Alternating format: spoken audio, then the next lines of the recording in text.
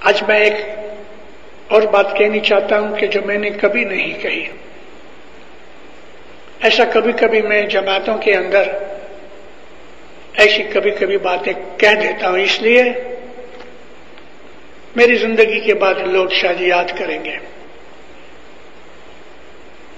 جس طرح سے ایک پھل ہے ایپل، آپ کو پتا ہے ایپل کھاتے ہو، کتنی قسم کے ایپل ہیں.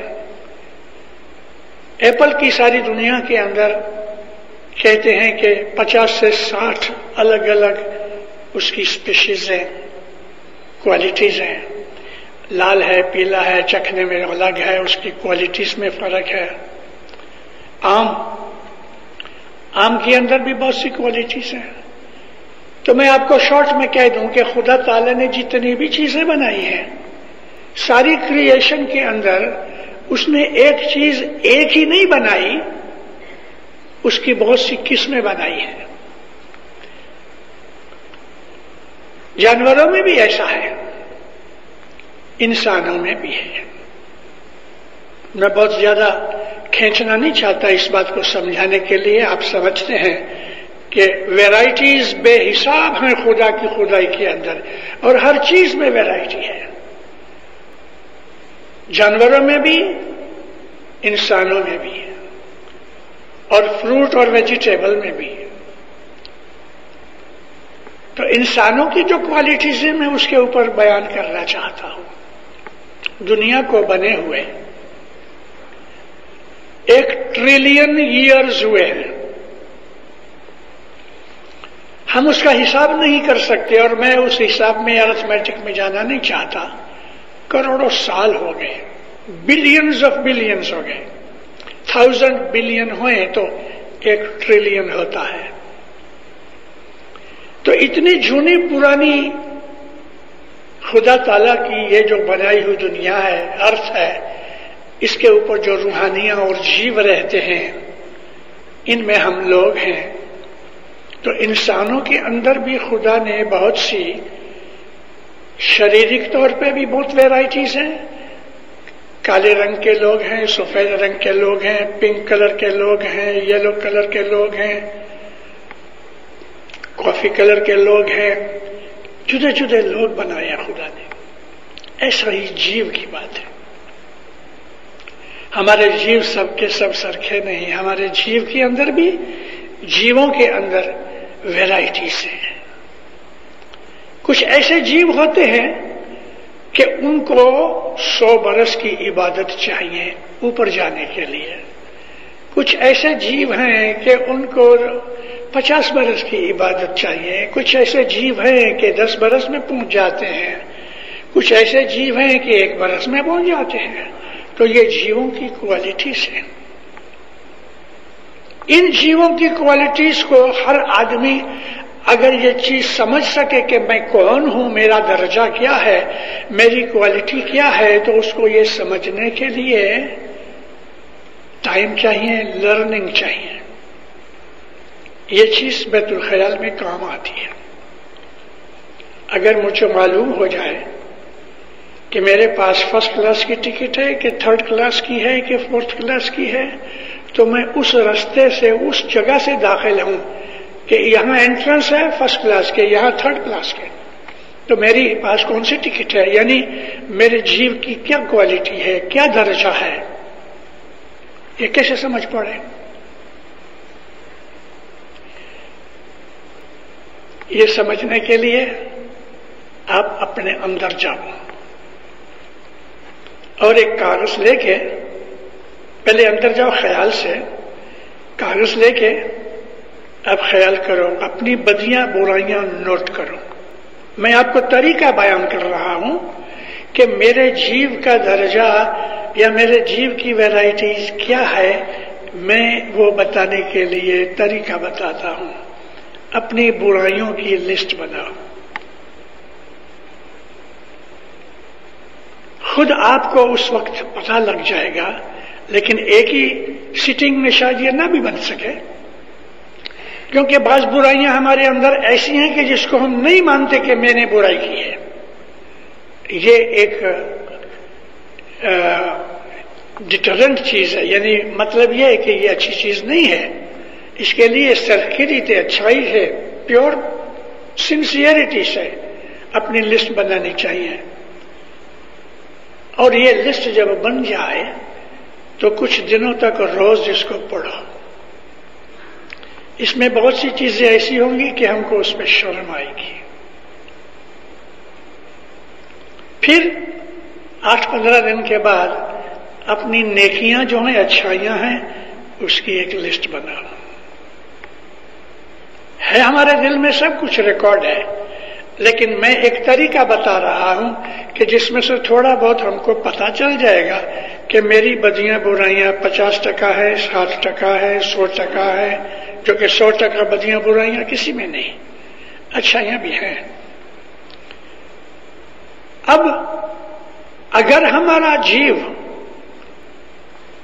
فرسٹ یا سیکنڈ کلاس کا ہے تو ہم کو خود کو پتہ لگ جائے گا کہ یہ چیز میرے لیے اچھی نہیں. اور جو جیسا جیو اونچا ہوگا تیسے وہ اپنی برائیوں سے شرمندہ ہوگا اور آہستہ آہستہ اس کو چھوڑ دے گا. اچھے جیو جو ہیں وہ ایسے ہیں.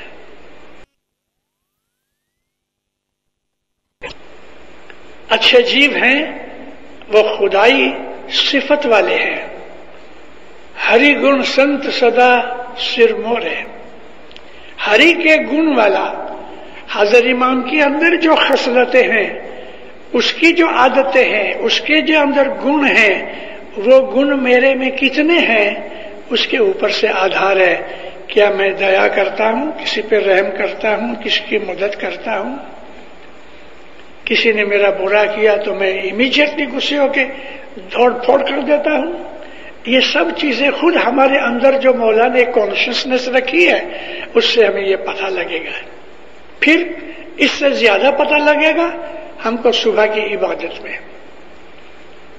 میں آپ بیٹھو تو 2-3 منٹ ضرور اس پہ خرچ کرو پہلے عبادت شروع کرنے سے پہلے کہ یا مولا میری بدیاں برائیاں دور کر دے، یا مولا میرے گناہ بخش دے، یعنی مجھے گناہوں سے بچا. اور ایک اور بات ہے، گناہ کی سمجھ آنی چاہیے. کیا چیز گناہ ہے، کیا چیز گناہ نہیں.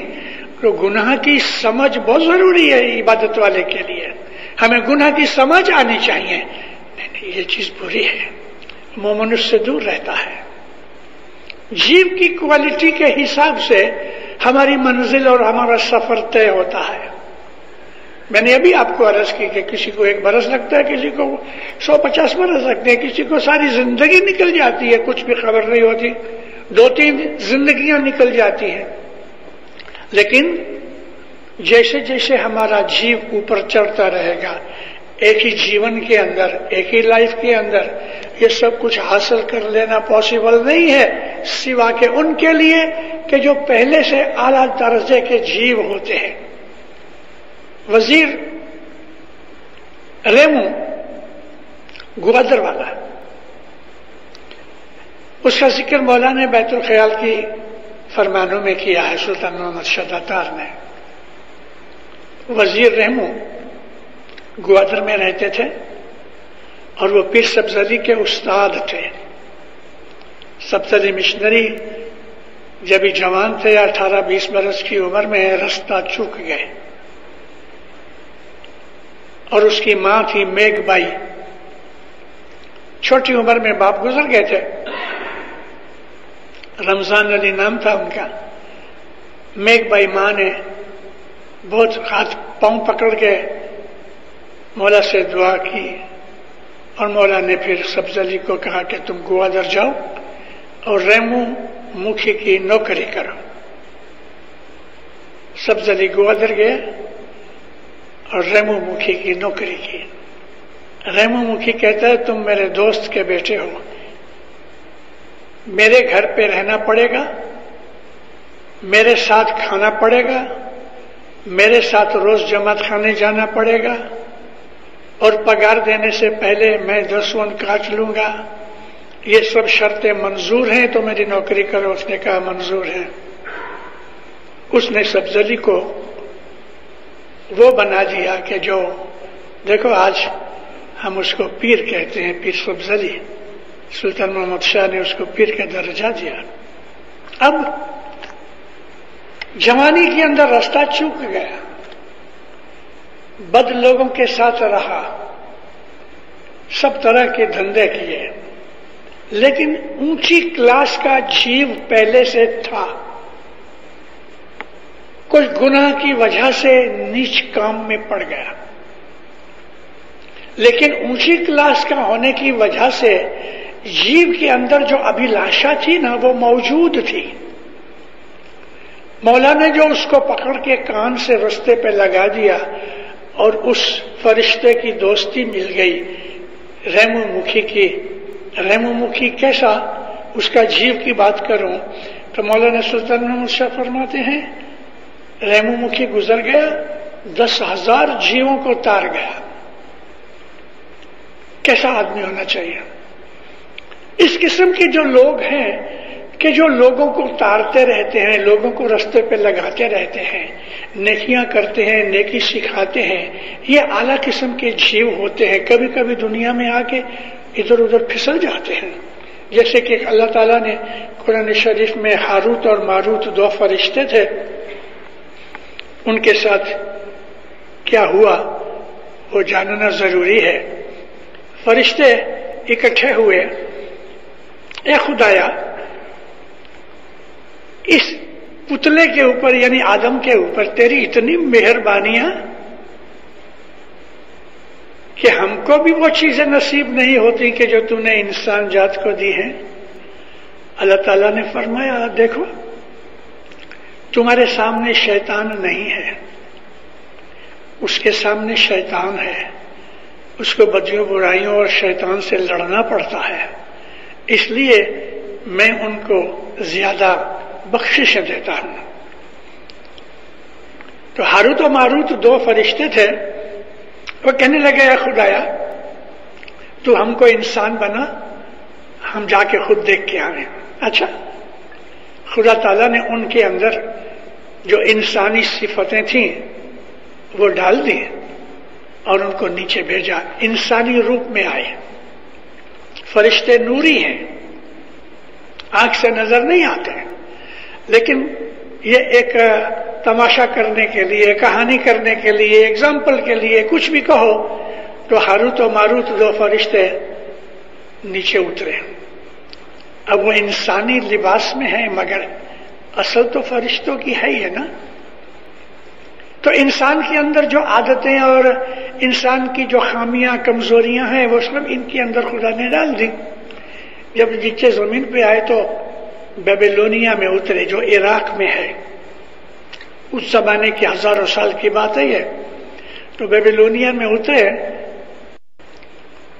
ایک ناچنے والی ناچ رہی تھی. اب یہ سارا خدا نے ارینج کیا تھا. وہ ناچنے والی ایسی اٹریکٹیو تھی کہ یہ دونوں فرشتے آنکھیں کھول کے دیکھتے رہے. انہوں نے ایسی چیز کبھی دیکھی نہیں تھی. ایک جوان بدن خوبصورت عورت ناچ رہی تھی اور سینکڑوں آدمی ارد گرد اس کو خوشیاں کر رہے تھے، تالیاں بجا رہے تھے. یہ فرشتے یوں یوں کرتے کرتے آگے فرسٹ رو میں جا کے گھس گئے اور دونوں اس کے اوپر موہت ہو گئے. یہ ناچتی ناچتی ناچتی ناچتی دیکھ رہی ہے کہ سب کے سورج اوپر ہے، سب کے پرچھائیں ہیں، شیڈو ہیں. یہ 2 جنے ہیں کھڑے ہیں لیکن ان کا شیڈو نہیں. اب وہ عورت بھلے ناچنے والی تھی لیکن وہ پڑھی لکھی کی سمجھدار چالاک تھی. سنا ہوگا ضرور کہیں کہ فرشتوں کے سائے نہیں ہوتے، تو اس لیے وہ زیادہ ان کی طرف اٹریکٹیو ہوتی تھی، گھوم پھر کے ان کے پاس آ جاوے. اور یہ اس کے مستی کے اندر اب خدا نے جو ویکنیس ڈال دی تو اس کے اوپر موہت ہو گئے. ایک نے اس کا ہاتھ پکڑ لیا، ہنسنے لگی. اس کو کہتا ہے چل تو ہمارے ساتھ چل. بولی کوئی بات نہیں میں ساتھ چلوں، لیکن مجھے میری ایک شرط ہے. ایک طرف لے گئے اس کو. کیا شرط ہے تیری؟ کہنے لگی میری شرط یہ ہے کہ تم پہلے تو یہ بتاؤ کہ تم انسان نہیں ہو، تم فرشتے ہو تو مجھے تمہارا اسم اعظم بتاؤ تو میں تمہارے ساتھ چلوں. ایک دوسرے کا منہ دیکھنے لگے کہ اس کو کیسے پتا چلا کہ ہم انسان نہیں فرشتے ہیں. تو پوچھا اس کو تو اس نے کہا کہ دیکھو تمہارا پرچھایا نہیں ہے. یہ بات ان کو بھی خبر نہیں تھی. تو اس کو اسم اعظم انہوں نے، چونکہ خدا تعالیٰ نے ان میں ویکنس ڈال دی تھی، عورت مرد کی جو اٹریکشن ڈال دی تھی، تو یہ شہوت میں آ گئے، اس کو اسم اعظم بول دیا. اس نے آنکھ بند کی، اسم اعظم جاپ کیا، وہ تو یوں ہی اوپر چلی گئی اور یہ حیران رہ گئے. خدا نے آواز دی، دیکھا پھسل گئے نا. اب تمہاری سزا یہ ہے کہ قیامت تک منہ نیچے سر اوپر ادھر ہی بیبیلونیا کے کنویں کے اندر تم کو لٹکایا جائے گا. اور اللہ تعالیٰ نے قرآن میں کہا ہے کہ وہ ابھی بھی لٹک رہے ہیں، قیامت تک لٹکتے رہیں گے، منہ نیچے سر پاؤں اوپر. وہ بخشی گئی. اس سٹوری میں سے ہمیں کیا ملا؟ ایک چیز ملی، عشق، علم جو خدا تعالیٰ نے انسان کو بخشیا ہے وہ فرشتوں کے پاس نہیں ہے. اور اس لیے انسان کے سامنے بہت بڑی بے حد زبردست چیزیں ہیں، علم اور عشق، محبت. اس کے لیے دونوں رستوں میں دکھ اور تکلیفیں بہت ہیں. تو دونوں رستوں میں دکھ تکلیفیں ہونے کی وجہ سے خدا کی بخششیں بہت ہیں جو فرشتوں کو نہیں ملتی. پھر شمس ماں باپ کا بھی قول کہ ست صبوری کھمیا دیا، یہ وہ چیزیں ہیں دینداروں جو ہمارا حاضر امام اپنی رحمت سے ہمیں بار بار گھڑی گھڑی بولتا رہتا ہے. Ethics of Islam. ایتھکس کا مطلب ہے نیک اعمال. ایتھکس کا مطلب ہے نیکیاں، وہ چیزیں کہ جو اچھی ہیں، جس کے اندر نہ کسی دوسرے کا نقصان ہے نہ تمہارا نقصان ہے. چھوٹے سے ایتھک کی بات کروں، چھوٹا سا ایتھک. رسول پاک اپنے صحابوں کے ساتھ شام کو تھوڑا گھومنے نکلے. مدینے کی چھوٹی چھوٹی گلیاں، نبی بات چیت کرتے جاتے ہیں، چلتے جاتے ہیں. رستے میں ایک پتھر پڑا تھا، بڑا پتھر تھا. رسول اللہ نے اس کو پاؤں کی ٹھوکر مار کے ذرا سائڈ میں کر دیا. تو ایک صحابی ایک بولتا کہ تو یا نبی کوئی ضرورت نہیں تھی ایسا کرنے سے، آپ ہم کو بول دیو. نبی فرمایا کہ دیکھو میں نے اس خیال سے اس کو ہٹا دیا کہ رات کے اندھیرے میں کسی کو ٹھوکر لگ جائے گی تو زخمی ہو جائے گا. یہ ایتھک ہے. دوسرے کی بھلائی کا خیال کرنا یہ ایتھک ہے. میرے کسی اعمال سے کسی کو نقصان ہوتا ہوگا وہ میں نہ کروں، یہ ایتھک ہے. بعض دفعہ ہم گاڑی اس طرح پار کرتے ہیں کہ دو گاڑیوں کی جگہ لے لیتے ہیں، تو ہم نے ایک آدمی کا حق لے لیا. چھوٹی سی بات ہے، لیکن جو عبادت والے لوگ ہوتے ہیں نا وہ ان تمام چھوٹی چھوٹی باتوں کے اوپر بھی عمل کرتے ہیں اور ان کی نظر رہتی ہے، وہ کوئی چیز بھولتے نہیں ہیں. میں گاڑی اس طرح پار کروں کہ دوسرا بھی پار کر سکے، یا میں ایسا کام کروں کہ جس میں دوسرے کا نقصان نہ ہوتا ہو. اس کے اندر جو آدمی عبادت میں جاتا ہے، اندر جا کے اپنے خیالوں میں پڑا رہتا ہے، اپنی بدیاں برائیاں یاد کرتا ہے، وہ عبادت کرتا ہے. اپنی بدیوں کو یاد کرنا عبادت میں ہے، اس لیے کہ انسان کے اندر جو کانشسنس ہے اپنی بدیوں کو یاد کرنے سے ہماری کانشسنس جاگ جاتی ہے. نہیں، میری بھول ہے. مومن آدمی اپنی بھول خود ڈھونڈ لیتا ہے. بہت برس پہلے دارالسلام میں چنگومبے ایک جگہ ہے جہاں جماعت خانہ ہے، اپنی اچھی جماعت ہے. میں نے ایک واعظ میں ذکر کیا، وہ واعظ لوگوں کو بہت پسند آئی. میں نے کہا ایک ایسے آدمی ہیں کہ بھول کرنے جاتے ہیں، ہوئی نہیں اور خبر پڑ جاتی ہے، نہیں یہ بات برابر نہیں، یہ میری بھول ہوگی. یہ اونچے لوگ ہیں، عابد لوگ ہیں کہ بھول کرنے جا رہے ہیں رک جاتے ہیں. دوسرے ایسے آدمی ہیں کہ جو بھول کر لیتے ہیں پھر کہتے ہیں ہاں نقصان ہو گیا, بھول ہو گئی. تیسرے ایسے آدمی ہیں کہ بھول ہو جاتی ہے, سمجھ نہیں آتی, لیکن تیسرا آدمی کہتا ہے یار تو نے بھول کی, اور تب ان کو پتہ لگتا ہے نہیں میری بھول ہو گئی. چوتھے ایسے آدمی ہیں بھول ہو گئی اور ان کو کہو کہ تیری بھول ہوئی تو لڑنے آتے ہیں. آپ نے دیکھا یہ جیووں کی, میں نے نہیں کہا کہ جیووں کے درجے ہیں, یہ 4 درجے نہیں ہیں, بہت درجے ہیں. اس کی بھول ہو گئی ہے اور آپ نے کبھی اس کا خیال کھینچا تو وہ لڑنے آتا ہے, تو کون ہے مجھے کہنے والا, میں نے کوئی بھول نہیں کی. اب ایسا آدمی عبادت میں نہیں آ سکتا کیونکہ وہ ایتھیکل نہیں ہے. ایتھکس کی بہت ضرورت ہے. ہمارے سارے جیون کو نور سے بھر دے گئے اگر ہم عمل اچھے کریں. ہمارے اندر نور تو ہے ہی, لیکن عمل اچھے نہ ہونے کی وجہ سے کالے پردے پڑ گئے ہیں, اس لیے نور نکلتا نہیں. جب تک ہمارے اعمال اچھے نہیں ہوتے, جب تک ہماری زبان, ہاتھ, پاؤں, ناک, آنکھیں, کیونکہ بد اعمال کرنے کے لیے, برے کرنے کے لیے, گناہ کرنے کے لیے یہ ہمارے جو ہاتھ کے جو لمز ہیں نا, اویو جو ہے, ان سے کام لیا جاتا ہے. اس لیے یہ تمام باتیں بند ہونی چاہیے تو ہمیں عبادت کے اندر آگے بڑھنے کا شوق ملے. بے شمس ماں باپ کا یہ کہنا کتنا ضروری ہے. اس کے اندر ہمارا انتکرن, ہمارا باہر, ہمارے خیال وچار سب کچھ اگر پاکیزہ ہو گئے تو مومنوں ہم کو عبادت کے اندر کوئی مشکل پیدا نہیں ہوگی. پیر حسن کبیر دین, پیر حسن کبیر دین کی جو لائف پڑھنے سے, دیکھنے سے ہم کو بہت کچھ سیکھنا ملتا ہے.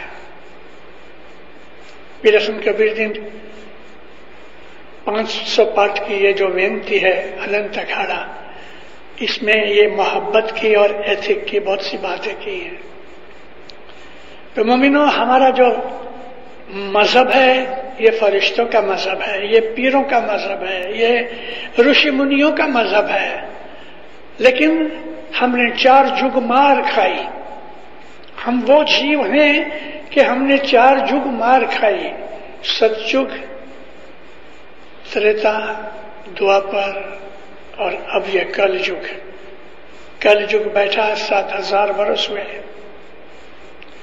تو ہم نے 40 لاکھ برس مار کھائی. ہم لوگ, ہمارا جیو ستجگ سے چلا آتا ہے. 5 نہ بھولیا 7 میں آیا, 7 نہ بھولیا 9 میں آیا, 9 نہ بھولیا 12 میں نہیں آیا. انت میں لیدوں اوتار, ہم انت کے اندر آئے ہیں. اور جو پیر حسن کبیر دین کو ور ملا انت کے لیے, تو پیر حسن کبیر دین نے اپنی 40 لاکھ برس کی بندگی جماعت کو دے کے ہمیں بچا لیا. یہ پیر حسن کبیر دین کی 40 لاکھ برس کی بندگی کا تپ ہے کہ ہم کو یہ پنتھ ملا اور حاضر امام ملا. اب ہمارے لیے یہ آخری چانس ہے. اس لائف میں جو ہم آگے نہیں بڑھ سکے تو دینداروں ہمارا جیو برباد ہو جائے گا. بہت سی بخششیں ہیں. میں نے ابھی تھوڑا ٹائم پہلے کہیں کہا ہے کہ مولانا سلطان محمد شاہ کا وارہ دیکھا, حضرت امام کا وارہ دیکھا. اس جامع میں اس کی دعائیں بڑھتی جاتی ہیں. جب یہ تخت پہ آیا 1957 کے اندر, 57 میں, تو اس وقت اتنی دعائیں نہیں دی ہیں. کہ 10 برس سے اس کی دعائیں بہت بڑھ گئی ہیں. جب سے جماعت یہاں آئی ہے ویسٹرن کنٹریز کے اندر, تب سے اس کی دعائیں بڑھتی جاتی ہیں, کیونکہ ویسٹرن کنٹریز میں گناہ بہت ہے اور وہ فرسٹ کلاس گناہ ہے. فرسٹ کلاس کیوں کہا میں نے؟ کہ وہ گناہ ایسے ہیں کہ گھس گئے ہیں مگر ہمیں سمجھ نہیں آتی کہ گناہ کر رہے ہیں. وہ گناہ بڑے طاقتور ہیں. ایسے گناہ کرتے ہیں کہ ہم کو پتہ نہیں لگتا کہ ہم گناہ کر رہے ہیں. اس کے لیے حضرت امام نے ادھر اپنی جماعت کو بھیج بھی دیا لیکن ساتھ ساتھ بھتہ بھی دیا، دعائیں دی، ہمیں بچانے کے لیے دعائیں دی. لیکن ہمارے اوپر یہ بھی فرض ہے کہ ہم حضرت امام کے فرمان پڑھیں، فرمانوں پہ عمل کریں، ایتھیکل بنیں، اچھے بنیں، نیک بنیں، عبادت کریں، تاکہ ہمیں ادھر ہمیشہ نہیں رہنا، ایک دن مر جانا ہے اور موت کے بعد ہم کو ہماری عبادت کام آوے. مولا آپ کو آباد رکھے، سکھی رکھے، بدیوں برائیوں سے بچاوے، حقیقتی سمجھ دے، نیک توفیق دے. مولانا حضرت امام اپنی فرمان برداری میں رکھے، مولا اپنی میٹھی نظر میں رکھے، مولا گناہوں سے بچاوے، گناہ کی سمجھ دے. مولانا حضرت امام روحانی نورانی بخشش دے. مولانا حضرت امام آپ کے اوپر، آپ کی آل اولاد کے اوپر، ساری دنیا کے اوپر مولا رحم کرے اور اس کٹھن خراب وقت کے اندر سے ہمارا ایمان بچا دے. سکھی آباد رہو.